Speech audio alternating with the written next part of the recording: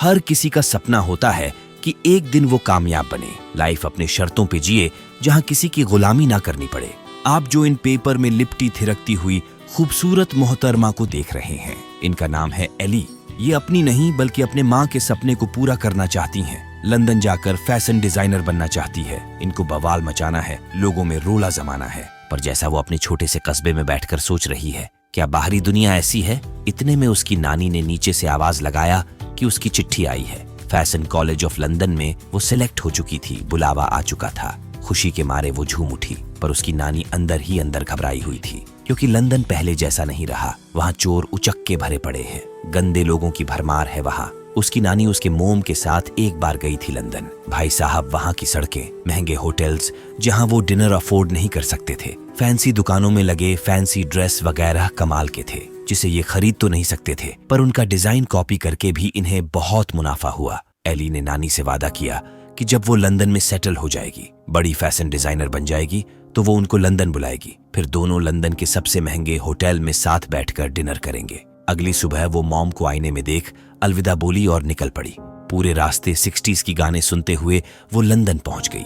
यहाँ से टैक्सी पकड़ी शार्लेट स्ट्रीट जाने के लिए, क्योंकि वहीं पर उसका हॉस्टल था। वही उसके टैक्सी का जो ड्राइवर था, उसकी नजर कुछ ठीक नहीं थी। वो उससे आलतू फालतू बकवास भी कर रहा था। इसलिए एली बहाना बना उसके टैक्सी से उतरकर एक दुकान में चली गई। उस टैक्सी वाले से पीछा छुड़ाने के चक्कर में उसे ड्रिंक भी खरीदना पड़ा। इन सभी लफड़ों से बचकर आखिरकार वो हॉस्टल पहुंच ही गई। उसके रूम पार्टनर का नाम था जो कास्टा मैनचेस्टर से थी। जब उसे पता चला कि एली कॉर्नवॉल के एक छोटे से कस्बे रेडरूथ से है, जिसका आज तक उसने नाम तक नहीं सुना, तो बड़ी हैरान हुई। मतलब एक गांव देहात की लड़की फैशन डिजाइनर की पढ़ाई करने आई है। जो कास्टा ने उससे उसके मॉम डैड के बारे में पूछा। एली के पिता कौन थे ये तो उसे नहीं पता। वही उसकी माँ भी मर चुकी है। तब वो महज 7 साल की थी। उसकी नानी ने उसको पाला। वैसे एली की माँ मर चुकी है, तो वो आईने में कौन थी जिसे वो बाय बोलकर घर निकली थी? खैर, जो भी हो, इस हॉस्टल में सभी छात्र छात्राओं के लिए एक ही फ्रीज था, जिसमें वो अपने सामान पर नाम लिखकर रखा करते थे। यहाँ सिगरेट ड्रिंक वगैरह भी आम बात थी। एली को भी उनके साथ पीना ही पड़ा। देर रात को ये पब निकल गए। एक लड़का था जो एली पर शुरू से ही नजर बनाए हुए था। एली को ये शोर शराबा पसंद नहीं आया, तो वो बाथरूम चली गई। कुछ देर बाद ये सब भी सुट्टा मारने के लिए बगल वाले बाथरूम में घुस गई। वो सब एली के बारे में ही बात कर रहे थे कि वो गांव की छोरी कितनी बोरिंग है। जो कास्टा ने तो यहाँ तक कह दिया कि उससे उसको घिन आने लगी है। पता नहीं वो एक साथ कैसे रहेंगी। ये बातें एली को बिल्कुल राश नहीं आई। पब से लौटते वक्त उसे एक बैनर मिला, जिस पर लिखा था कि काम के लिए उन्हें पब में लड़कियों की जरूरत है। वो पब उसी के सामने था जिसमें से एक बूढ़ा निकला और एली को मुस्कुराते हुए देखता चला गया। वो खुश थी कि पार्ट टाइम जॉब का जुगाड़ तो हो गया। घर गई, मस्त 60s के गाने लगाकर सो ही रही थी कि तभी जो कास्टा अपने बॉयफ्रेंड को लेकर चली आई। एली को समझ ही नहीं आया कि अंदर रहे कि बाहर जाए। अगली रात के हालात तो और भी बुरे थे। इनका कमरा कम पब ज्यादा लग रहा था। अपने ही रूम में वो सो तक नहीं सकती थी। यहीं पर उसकी जान पहचान जॉन से हुई। वैसे वो कलुआ तो था, पर बात व्यवहार में बाकियों से काफी अलग था। अगली सुबह जब उसकी आंख खुली तो सब उसे छोड़कर कॉलेज चले गए थे। जल्दी जल्दी भागकर वो लेक्चर अटेंड करने पहुंची। जॉन उसके लिए पहले से ही सीट रिजर्व करके रखा था, तो उसे कोई ज्यादा दिक्कत नहीं हुई। छुट्टी के बाद नानी से भी बातचीत कर ली कि वो ठीक है, यहाँ उसको दोस्त भी बढ़िया मिले हैं और वो काफी एंजॉय भी कर रही है। पर ये तो सिर्फ करने की बातें थी। जाहिर सी बात है वो नानी को खुश करने के लिए झूठ बोल रही थी। तभी नानी ने पूछा कि वहां भी उसके माँ का साया नजर तो नहीं आ रहा। वैसे नानी के घर तो उसकी माँ का साया हर वक्त उसे दिखती रहती थी, पर यहाँ ऐसा कुछ नहीं था। कॉलेज में ही उसे एक स्लिप मिला। सोहो में महिलाओं के लिए कमरा खाली था। एली मकान मालकिन से बात कर वहां पहुंच गई। उनका नाम था कॉलिंस। किराएदार को लेके उनकी कुछ शर्तें थीं, जैसे कि रूम में सिगरेट नहीं पी सकते, रात 8 बजे के बाद कोई लड़का अलाउ नहीं है, अगर रहना है तो रूम साफ सुथरा रखना होगा। एली को ये कमरा पसंद आया। रह गई किराए की बात, तो उसे 2 महीने का किराया एडवांस तथा 2 महीने का डिपॉजिट देना होगा। क्या है कि लोग रातों रात लालटेन चटाई लेकर रफू चक्कर हो जाते हैं, इसीलिए उन्हें डिपॉजिट एडवांस, किराया वगैरह लेना पड़ता है। सब कुछ सेट करने के बाद एली यहाँ शिफ्ट हो गई। 60s के दौर के गाने बजाई और सो गई। सपने में जगी तो उसके सामने एक बहुत लंबी गली थी, जिसके बाहर निकलते ही वो 60s के दौर में पहुंच गई। गाड़ियों के मॉडल और लोगों के पहनावे को देख इसे समझना ज्यादा मुश्किल नहीं था। एली धड़धड़ाते हुए कैफे डे पेरिस में प्रवेश कर गई। वहां एक नौकर ड्यूटी पर था जो एली से उसका कोट ले लिया। मिरर में उसका चेहरा अपने चेहरे के बजाय किसी और का दिख रहा था। फिर वो लड़की बिल्कुल अलग हो गई। एली हैरानी पूर्वक उसे फॉलो करने लगी। वो लड़की बहुत खूबसूरत लग रही थी। यही वजह था कि महफिल में कदम रखते ही सभी दिलजलों की नजर उसी पर टिकी थी। एक लल्लन तो उसे डिनर पर भी इनवाइट करने आ गया, पर वो यहाँ के ओनर से मिलने आई थी। बूढ़ू से पीछा छुड़ाकर वो बारटेंडर से मिली, बताई कि उसे काम चाहिए, वो सिंगर है और ओनर से मिलने आई है। बारटेंडर ने उसे जैक के बारे में बताया कि वो बंदा काफी लड़कियों को चांस दिला चुका है। अभी जो वो सिला ब्लैक नामी सिंगर स्टेज पर परफॉर्म कर रही थी वो उसी के साथ था। मतलब बंदा तो जेन्युइन लग रहा था। ये लड़की उससे मिली, अपना नाम बताई कि वो सैंडी है और वो यहाँ की अगली सिला ब्लैक बनना चाहती है। जैक उसका थोड़ा बहुत इंटरव्यू लिया। सैंडी आत्मविश्वास से लबरेज थी। उसके लिए कुछ भी मुश्किल नहीं, नाच हो, ड्रामा हो या फिर सिंगिंग, हर चीज उसकी टॉप क्लास है। उसकी परफॉर्मेंस देख जैक उसे इसी हफ्ते ऑडिशन दिलाने के लिए भी मान गया। जो बूढ़ू सैंडी के पीछे पड़ा था, जैक उसको पीट कर सैंडी के दिल में जगह भी बना लिया। कह सकते हो कि सैंडी जैक के प्यार में पड़ चुकी थी। वैसे लंदन में अलग अलग प्रांत से बहुत सारे लोग स्टार बनने का सपना लेकर तो आते हैं, पर यहाँ की चक्काचौंध में खोकर रह जाते हैं। जैक ये बात अपने एक्सपीरियंस से बता रहा था। वही सैंडी को लगता था कि वो बाकियों जैसी नहीं है, पर यही तो मजे की बात है। सबको यही लगता है कि वो खास है, बाकियों से अलग है। अगर आपको ये जगह याद होगा तो वर्तमान में एली इसी घर में रहती है जहां पर जैक सैंडी को छोड़ने आया है। ये दोनों अगले शाम 8 बजे फिर से मिलने का वादा किए। फिर सैंडी कपड़े वगैरह चेंज करके सो गई। एली ने जैसे ही उसे टच करना चाहा, उसकी नींद खुल गई। वो सपने से बाहर आ गई। अगले दिन क्लास में सब अपने ड्रेस का डिजाइन तैयार करने में लगे थे, तो वही एली को सैंडी का ड्रेस बहुत पसंद आया था, इसलिए वो उसको ही कॉपी कर रही थी। तभी जोकास्टा को एली के गर्दन पर कुछ दिखा। वो सभी समझ गई कि एली रात को किसी लड़के के साथ थी, पर वो तो सपने में थी। फिर ये निशान कैसे पड़ा? खैर, जो भी हो, छुट्टी के बाद जॉन उससे मिलने आया कि आज शाम को कहीं घूमने चले, मगर एली को तो किसी और से मिलना था, इसलिए मना कर दी। निद में जाते ही जैक उसके दरवाजे पर आ चुका था। आज वो उसे ऑडिशन दिलाने ले गया। एली ने परफॉर्म किया, मगर ऑडिशन लेने वाले शख्स को वो कुछ खास नहीं लगी। वही जैक उसके तारीफों के पुल बांध दिया। जाहिर सी बात है, ये सब वो क्यों कर रहा था। सैंडी भी कुछ कम नहीं थी। बोल पड़ी कि जब तक तुम मेरा साथ दोगे मैं तुम्हारी रहूंगी। इसका मतलब तो यही है कि उसे किसी भी कीमत पर सिर्फ सक्सेस से मतलब है। इज्जत वगैरह गया चूल्हे भाड़ में। इतने में अलार्म बज उठा। एली की नींद खुल गई। वो सैंडी से इस कदर इंस्पायर हो चुकी थी कि अपना लुक हूबहू सैंडी की तरह चेंज करवा ली। व्हाइट जैकेट भी खरीदने पहुंच गई जैसा कि सैंडी पहना करती थी। तभी उसकी नजर उस बिल्डिंग पर पड़ी जहां सैंडी ऑडिशन देने गई थी। वो जो कुछ भी सपने में देख रही है वो सभी जगहें यहाँ मौजूद है। कहीं उसके द्वारा देखे गए सपने पास्ट की सच्चाई तो नहीं है। खैर, जो भी हो, केवल इस व्हाइट जैकेट के लिए उसे $375 चुकाने पड़े। बजट डावाडोल हुआ तो पार्ट टाइम जॉब की तलाश में उस पब में गई जहां वैकेंसी खाली था। हालांकि उसे पब में काम करने का एक्सपीरियंस तो नहीं था, फिर भी पब ओनर ने उसे काम पर रख लिया। वहीं पर एक बूढ़ा आदमी था जो उसे ऐसे घूरे जा रहा था मानो कि वो उसे जानता हो। पब से बाहर निकलने के बाद भी वो एली के पीछे लगा रहा। दरअसल एली उसे जानी पहचानी सी लग रही थी। तुम्हारी माँ का नाम क्या है? उस बूढ़े आदमी ने पूछा। एली ने माँ के नाम के साथ साथ बताया कि वो मर चुकी है। उन्होंने अपनी जीवन लीला खुद ही समाप्त कर ली थी। शायद अकाल मृत्यु ही वो वजह रही होगी जिससे उनका साया एली को दिखता है। यहाँ से वो घर पहुंची और अपने सपने में खो गई।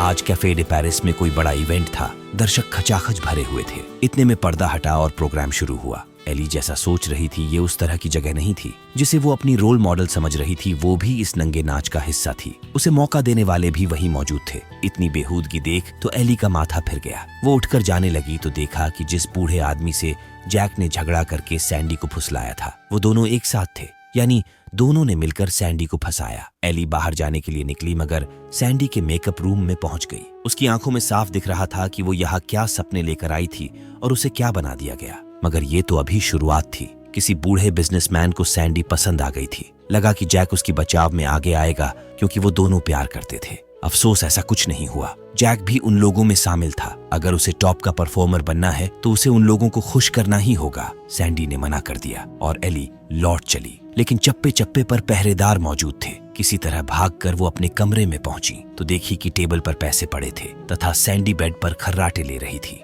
एली को उसके साथ एकदम हमदर्दी सा होने लगा था। वो चाह रही थी कि सैंडी किसी तरह इस जंजाल से बाहर निकल जाए। तभी बाथरूम में से फ्लश करने की आवाजें आने लगी। वो शख्स जिसने टेबल पर पैसे रखे वो अभी गया नहीं था। दूर रहो उससे। इतने में अलार्म बज उठा, जिस कारण वो सपने से बाहर आ गई। तभी वो बूढ़ू उसका हाथ पकड़ लिया, यानी सपने में सपना। भाई साहब जगते ही उसकी धड़कन 180 के स्पीड से धड़कने लगी। एली सैंडी की करतूत देख समझ चुकी थी कि इतनी वाहियात लड़की जो टॉप का परफॉर्मर बनने के लिए वैश्या बनने पर राजी हो गई, वो उसकी रोल मॉडल नहीं हो सकती। क्लास में जाते ही उसने उसके कॉपी ड्रेस को फाड़ना शुरू किया, पर टीचर के कहने पर मान गई। उसके इस बर्ताव को देख वहां हर कोई हैरान था। जॉन के लिए उससे बात करने का ये अच्छा मौका था, तो शाम को वो उसकी खोज खबर लेने पब चला आया और बताया कि वो उसके हर मुश्किल में उसके साथ खड़ा है। वो जब चाहे अपनी परेशानी उसे बता सकती हैं। छुट्टी के टाइम जब पब खाली हो गया तो एली पब में सोने के लिए अपने बॉस से रिक्वेस्ट की, मगर कोई फायदा नहीं हुआ। अंत में उसे अपने घर ही जाना पड़ा,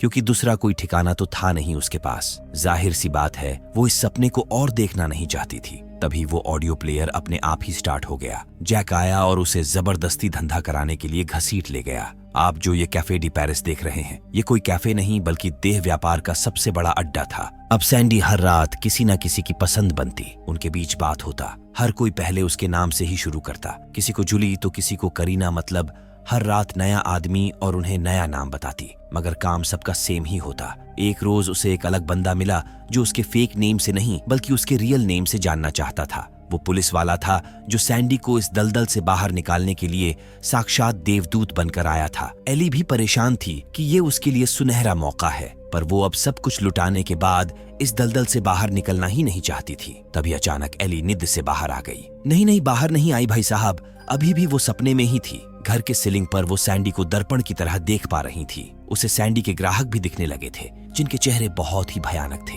दर्पण में सैंडी भी दिखने लगी थी। इससे पहले कि वो उसके साथ कुछ करते, एली रूम से बाहर भाग गई। दोबारा रूम खोली तो सब कुछ नॉर्मल हो चुका था। क्लासरूम में दिन तो कट गया, पर रात होते ही उसे चिंता सताने लगी। तभी जॉन उससे कुछ बात करने आया, मगर एली उसके कुछ कहने से पहले ही उसके साथ जाने के लिए मान गई। आज स्टूडेंट यूनियन नाइट था। ये हैलोवीन की तरह ही होता है। जो भी हो जैसा भी हो, एली को तो सिर्फ रात काटने से मतलब था। इसी बीच जोकास्टा की नजर उन दोनों पर पड़ी। उसने उनको अपनी तरफ से ड्रिंक दिया, जिसके बाद तो ये दोनों अपने आपे से बाहर हो गए। दिल गार्डन होने लगा। बहुत मजा आ रहा था, मगर ज्यादा देर तक नहीं। निद तो छोड़ो, वो साएं उसे जगते हुए भी दिखने लगे। जिधर नजर घुमाती वही नजर आते। उसी भीड़ में सैंडी भी ठुमक रही थी। फिर क्या था, वो तुरंत पार्टी छोड़कर भाग गई। लेकिन भागकर जाए भी तो जाए कहाँ। तब उसने जॉन को अपने घर पर इनवाइट किया। चुपके से वो बेडरूम में चले गए, क्योंकि 8 बजे के बाद रूम में लड़के अलाउ नहीं थे। ये सब करके एली को लग रहा था कि उसे डरावने दृश्य नहीं आएंगे, मगर वो बिल्कुल गलत थी। उसने देखा कि जैक चाकू लेकर सैंडी के ऊपर चढ़ा हुआ था। सैंडी उससे बचने के लिए जद्दोजहद कर रही थी। वही जॉन एली के बर्ताव को देख बिल्कुल हैरान था। समझ नहीं पा रहा था कि अचानक उसे क्या हो गया। एली सीलिंग पर देखकर छोड़ दो, उसे छोड़ दो नॉन स्टॉप चिल्ला रही थी। देखते ही देखते जैक ने सैंडी को मार डाला। इतने में उसकी चीख सुनकर मकान मालकिन आ धमकी।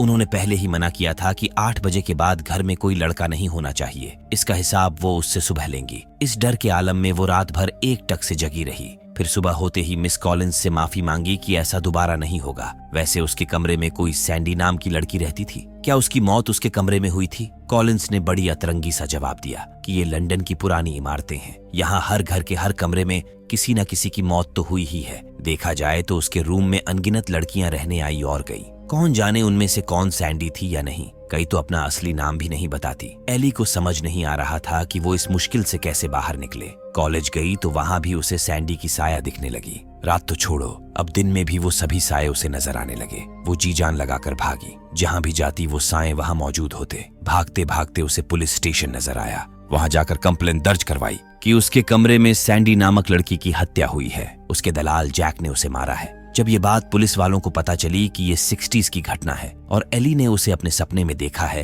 तो वो उसको पागल समझने लगे। तब एली ने उन्हें एक स्ट्रॉन्ग प्रूफ दिया। वो सोहो इलाके के जिस पब में काम करती हैं, वहां शराब पीने डेली एक बूढ़ा आता है। पहले तो नहीं, पर जब से एली ने सैंडी जैसे बाल कलर की उसकी तरह कपड़े वगैरह पहनने लगी, तो वो बूढ़ा उसको नोटिस करने लगा। बात बात पर उससे बात करने के बहाने खोजने लगा। एक बार वो जानने की कोशिश भी किया था कि कहीं एली सैंडी की बेटी तो नहीं। एली को लगता है कि वो बूढ़ा ही जैक है जिसने जवानी के दिनों में सैंडी को मारा था। पुलिस वाले उसके इस वाहियात कहानी को सुनकर हंस रहे थे। उन्हीं में एक लेडी डिटेक्टिव थी जिन्हें एली पर भरोसा था। वो सैंडी वाले केस पर छानबीन करने के लिए मान तो गई, मगर सिर्फ सैंडी नाम से काम थोड़ी चलेगा, कम से कम उस लड़की का असली नाम तो पता होना चाहिए। फिर क्या था, एली वापस लाइब्रेरी आकर 60s में हुए कत्ल की आर्टिकल खंगालने लगी ताकि सैंडी का असली नाम पता कर सके। इतने में जैक भी उसे देखकर वहां आ गया। कल रात के लिए वो शर्मिंदा था। तब एली ने उसे सब कुछ बता दिया कि कल रात जैक की कोई गलती नहीं थी। उसने कमरे में एक लड़की का कत्ल होते हुए देखा जिसका नाम था सैंडी। उसका हत्यारा अभी भी आजाद घूम रहा है। पता नहीं एली ये सब कुछ क्यों कर रही है, पर वो सैंडी को इंसाफ नहीं दिला पाई तो पागल हो जाएगी। जैक भी सैंडी की असली पहचान निकालने में उसकी मदद करने लगा। 60s के अंत में बहुत सारे गायब हुए लोगों की खबर मिल रही थी, मगर कहीं भी सैंडी के मौत का जिक्र नहीं था। सैंडी से जुड़े इन्हें एक भी आर्टिकल नहीं मिले। तभी कोई उसके कंधे पर हाथ रखा। भाई साहब, वो साएं उसे डराने फिर से लौट आए थे। भाग के जैबा गेहूं में जान न बची ओहू में। ऐसा लग रहा था कि ये कहावत एली के लिए ही बनी है। लाइब्रेरी के कोने कूचे, हर गली गलियारे में वो साएं मौजूद थे। लग रहा था कि आज वो उसे डराकर ही मार डालेंगे। भागने से अच्छा उसने एक पर कैची से हमला कर दिया। वो तो गनीमत रही कि जॉन ने सही समय पर उसे रोक लिया, वरना जोकास्टा यही खर्च हो जाती। गुस्से में तिल मिलाकर वो एली पर कंप्लेन करने चल पड़ी। जब तक सिक्योरिटी वाले आते वो कॉलेज से बाहर भाग गई। उसी समय उसने सैंडी को देखा और पीछा करने लगी। रास्ते में उसे वो साएं दबोच लिए। किसी तरह उनसे और जैक से पार पाकर वो सैंडी तक पहुंची तो उसने उसे धक्का दे दिया। अगले पल उसका भ्रम टूटा तो पता चला कि वहां कोई नहीं था, वो अकेली थी। तभी उसे जैक दिखा जो पब की तरफ जा रहा था। उसके पीछे एली भी वहां पहुंची। उसकी बॉस उसके आने का इंतजार कर रही थी क्योंकि वो आज 1 घंटे लेट आई है। एली ने रिकॉर्डर ऑन कर उस बूढ़ू से बड़ी चालाकी से सैंडी के बारे में पूछा। सैंडी अपने समय की मशहूर तवायफ थी, उसे कौन नहीं जानता। तब तो उसे किसने मारा ये भी जानते होंगे। उस समय अफवाह उड़ा था कि एलेक्स ने सैंडी को मार डाला, जिसके बाद वो किसी को नहीं दिखी। तभी एली उस पर इल्जाम लगाने लगी कि उसे तुमने मारा है। मैं उसी के कमरे में रहती हूँ, मैंने वो दृश्य देखे हैं। इन्हीं सब बातों में उलझकर बूढ़ू का एक्सीडेंट हो गया। एली के बॉस ने तुरंत पुलिस को फोन करवाया कि उनके पब के सामने एक भूतपूर्व सब इंस्पेक्टर का एक्सीडेंट हो गया है। एली चौंक गई क्योंकि वो तो उसे जैक समझ रही थी, जो कि पुलिस नहीं दलाल था। बॉस ने बताया कि इसका नाम लिंडसी है। वो यही रेड लाइट एरिया में बरसों तक ड्यूटी किया है। ये नाम तो उस पुलिस वाले का था जो सैंडी को बचाना चाहता था। उसके साथ बहुत बुरा हुआ। इन सब से एली अब थक चुकी थी। नानी को फोन कर रोने लगी कि उसने उनको निराश किया। वो पढ़ाई छोड़कर कल ही वापस आ रही हैं। तभी उसे जॉन मिला। एक वही था जो उसकी मदद कर सकता था। एली ने उसे बताया कि अभी के अभी वो शहर छोड़ना चाहती हैं। जॉन चट से उसके लिए अपनी कार ले आया। घर जाकर वो मकान मालकिन के सामने गिड़गड़ाने लगी कि उसे डिपॉजिट के पैसे चाहिए, वो रूम छोड़कर जा रही है। घर पहुंचकर उनके नुकसान की भरपाई कर देगी। जॉन उसके साथ नहीं आया क्योंकि कॉलिंस उसे फिर से देखती तो भड़क सकती थी। वही कॉलिंस को डिपॉजिट लौटाने में कोई आपत्ति नहीं थी। उन्होंने उसे इत्मीनान से चाय पिलाया। फिर पूछने लगी कि तुमने पुलिस कंप्लेन क्यों की? नहीं करनी चाहिए थी। वो लेडी डिटेक्टिव उनसे पूछताछ करने आई थी। खैर उसकी बात सच है। ऊपर वाले कमरे में एक लड़की की मौत हुई थी और वो कोई और नहीं बल्कि मिस अलेक्जेंड्रा कॉलिंस ही वो लड़की है, यानी वही सैंडी है। ये जान एली का खोपड़ा खराब हो गया। तो बात ऐसी है कि उस कमरे में सैंडी की तकरीबन 100 बार से भी ऊपर लुटिया डुबोई गई। हर बार वो मरी। जिन जिन लोगों ने उसकी लुटिया डुबोई वो उनको अपने जहन से निकाल फेंकना चाहती थी। तो इसकी शुरुआत वो जैक से की। सैंडी ने उसे नर्क पहुंचा दिया। चाकू से उस पर 100 वार किए। इसके बाद जितने लोग उसके बेडरूम तक आए उसने उन सबको मौत के घाट उतार दिया। पेपर में यही छपता रहा कि वे लोग एक के बाद एक लापता हुए हैं, मगर सच्चाई कुछ और ही थी। वे सब के सब सैंडी के फ्लोर के नीचे दफन हो चुके थे। खैर अब तुम किसी को कंप्लेन करने लायक नहीं रहोगी। असल में कॉलिंस ने उसके चाय में कुछ मिला के पिला दिया था। वैसे भी एली पागल है, पुलिस वालों को पता चल ही चुका था, तो उसकी खुदकुशी पर उनको ज्यादा ताज्जुब भी नहीं होगा। बुढ़िया ने एकदम मस्त प्लान बनाया था, मगर वो ये नहीं जानती थी कि एली अकेली नहीं है। लेट होने पर जॉन डोरबेल बजाने लगा था। झल्लाते हुए सैंडी ने चाकू उठाया। एली उसे रोकने के चक्कर में पिट गई, पर इससे हुआ ये कि वो जलते हुए सिगरेट वहां रखे किताबों पर गिर पड़े, जिससे आग पकड़ लिया। इधर जैसे ही जॉन अंदर आया सैंडी ने उसे चाकू घोंप दिया। वो वही फर्श पे गिरकर तड़फड़ाने लगा। फिर सैंडी चाकू लेकर एली पर झपटी। बैकग्राउंड में 60s के गाने बज रहे थे। सैंडी उस पर चाकू से वार पर वार किए जा रही थी। क्या मस्त सीन चल रहा था। मतलब कभी कभी हॉलीवुड वाले समा बांध देते हैं। खैर किसी तरह आग के बहाने जॉन ने सैंडी का ध्यान भटकाया। एली को संभलने का मौका मिल गया। वो उसे लात मारकर अपने कमरे में भाग गई। जैसे ही फोन मिलाने बढ़ी मुर्दे जाग गए, जिन्हें सैंडी ने फ्लोर के नीचे दफन किया था। कुछ तो दीवार तोड़कर भी बाहर निकलने लगे। लग रहा था कि वो सभी मिलकर एली का मटिया मेट कर देंगे। उनसे बचकर एली का निकलना मुश्किल था। वो सभी मिलकर उसे पलंग पर जकड़ लिए। तभी किसी तरह सैंडी दरवाजा खोलकर अंदर आ गई। मुर्दों में उसका खौफ बरकरार था। उसे देखते ही उनकी बत्ती गुल हो गई। एकाएक सभी दुबक गए। उन्हें देख उसका मूड चेंज हो गया। सैंडी को ये लाइफ कभी नहीं चाहिए थी। उसने जिन जिन को मारा वो सभी उसी लायक थे। बाहर पुलिस भी आ चुकी थी। सैंडी को जेल नहीं जाना था। उसके लिए पूरी जिंदगी जेल समान ही तो थी, इससे पहले कि वो अपना गला काटती। एली ने उसे बचा लिया। एली उसे समझती थी, उसकी पीड़ा को समझती थी, लेकिन सैंडी के लिए मरने के सिवा कोई रास्ता नहीं था। मौका रहते एली और जॉन को बचा लिया गया। सैंडी घर के साथ ही जलकर खत्म हो गई। वही एली अंत में कॉलेज टॉप की थी। उसके डिजाइनर कपड़े सबसे आला थे। अब उसकी नानी भी उसके साथ थी। आखिरकार उसने अपनी माँ के सपने को पूरा किया। तो दोस्तों, ये थी कहानी लास्ट नाइट सोहो की। अगर अच्छा लगा हो तो एक लाइक देके हमारा मनोबल जरूर बढ़ाइएगा।